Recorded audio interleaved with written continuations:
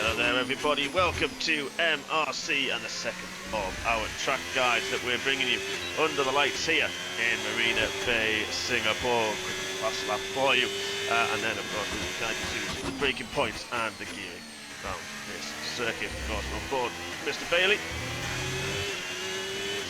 to you each and every week. So here we are, lap under Singapore. Start DRS down the start finish straight. Spot the braking point for turn 1. Use as much of the inside curve as possible to get over the flat curve of 2.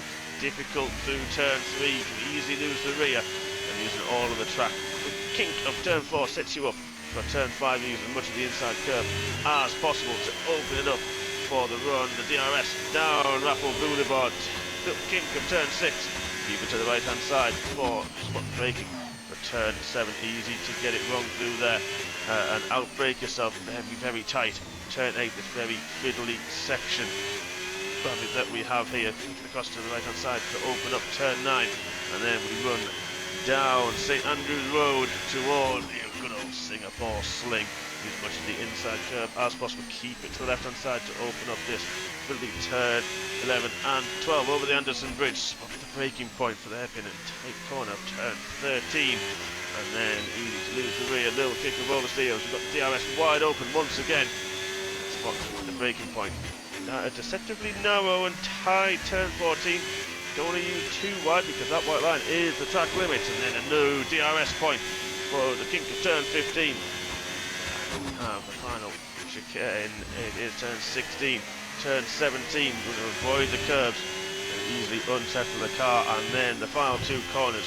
Trying to be as committed as possible, using all the track. And then through turn 19 is a lap of Singapore. So what we'll do is a quick rewind there, folks.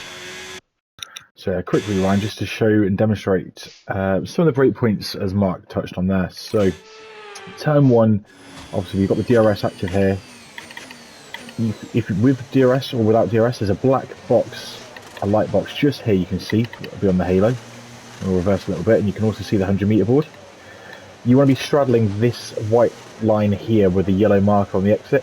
This will give you the maximum opportunity to turn in for turns 1, 2 and 3. If you maximise turn 1, this will give you the opportunity through turns 2 and 3 to absolutely ace your lap. So this is the sort of line you want to take, straddling this as much as you can. As I said before, the black box, 100 meter board. As you turn in, take plenty of this curve. It will unsettle you slightly, but commit to it. Same with this curve here. Avoid the sausage, but take the curve.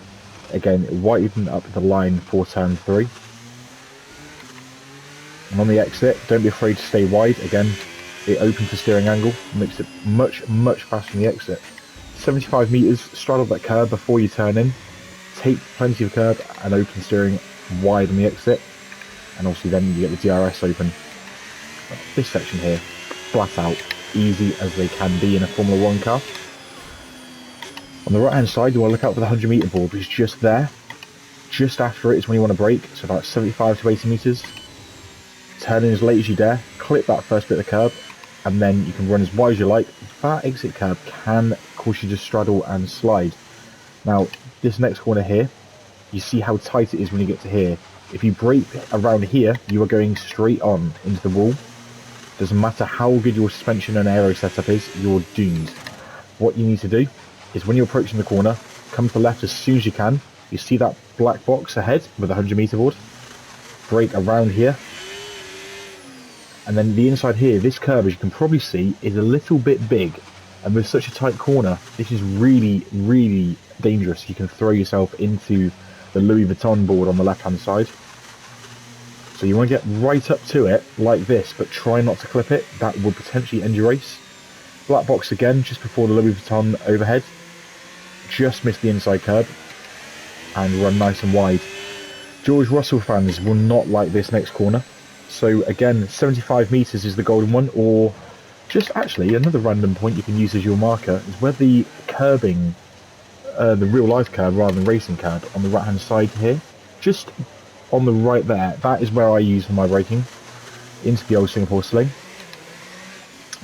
Again, you can take plenty curb or you can run wide. I personally like to like the tight line, but you can do either. At this point where the where the wall sticks out just there is where you want to brake. And then for here, you want to take as much curb as you can. It can unsettle the car, but if you slow the car down enough, you're fine.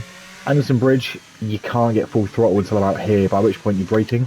This bit of wall here, on the right, sticks really out, as you can see.